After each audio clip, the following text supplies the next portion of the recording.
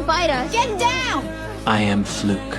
I reincarnated as a dog with my past memories. I rushed to the passenger side window, hoping my son would recognize me, but my wife didn't pay me any mind and simply drove off. I had no choice but to chase the car all the way home.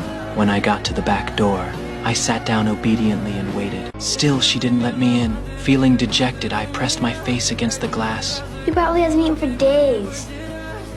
Seeing how pitiful I looked, my wife's heart softened, and she finally opened the door. The moment she did, I leaped toward my son, licking his face, and rolling onto my back to beg for affection.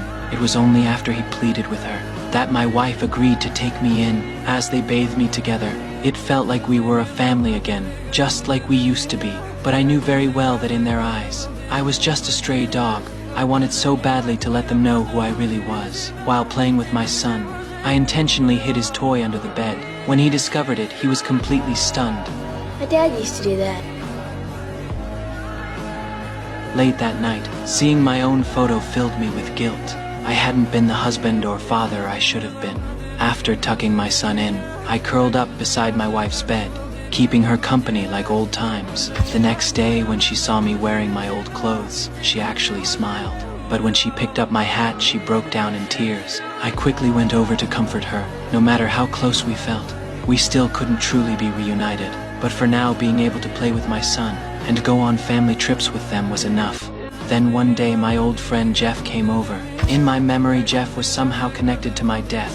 I lunged at him, snarling and tearing at his clothes. But he eventually drove me out and called the police. When the police showed up, I had to hide in the bushes in the pouring rain and watch from a distance, worried about me. My son slipped out to look for me and secretly brought me back home. Stay quiet. That night, after my son fell asleep, I crept out and eavesdropped by my wife's door. I think we got to try to put this behind us. What I heard broke my heart. Later, my son secretly went to visit my gravesite. Unaware of his presence, the caretaker locked the cemetery gates. Following my instinct, I ran to the grave and found my son there. Nearly frozen stiff, I lay on top of him trying to warm him with my body. But the snow was falling heavily, and I was quickly losing strength. Fortunately, my wife arrived just in time. She carried our son to the car and wrapped him in a blanket. He begged her to bring me along too.